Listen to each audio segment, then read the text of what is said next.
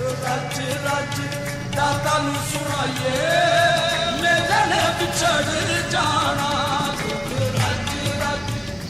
जी बिल्कुल, इस वक्त मैं दादा दरबार के बाहर मौजूद हूँ, जहाँ पे लोग अपनी अकीदत के लिए हर वक्त दाता दरबार के सामने रहते हैं।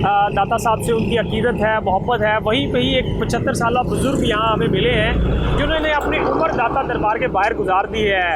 इनकी अकीदत ये है कि ये दरबार को देखते हैं, रोते हैं, दुआएं करते हैं। जो नौजवान यहाँ पे आते हैं उनको भी ये दाता साहब की हिस्ट्री के बारे में बताते हैं और समाज के ये रहने वाले हैं। इन्होंने अपनी उम्र का इतना ज़्यादा हिस्सा यहाँ पे गुजार दिया, ये तो दाता साहब से अकीदत है। इनसे मज़ीद जान लेते हैं कि इनकी स्टोरी क्या है।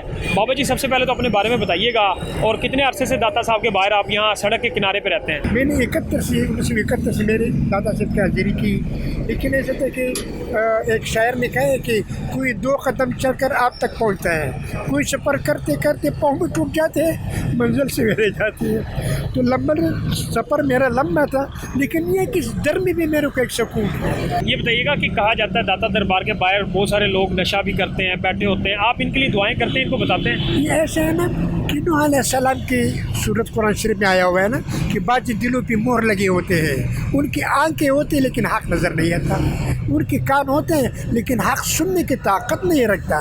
तो कुछ जो है, जैसे रहमान बाबा ने शेर कहा है कि जब अज़ल का दिन मुक़द्दरों का जो अकेलता था, जब अज़ल के दिन मुक़द्दरों को जो अकेलता था, तो ए रहमान कोई जीता कोई हारा।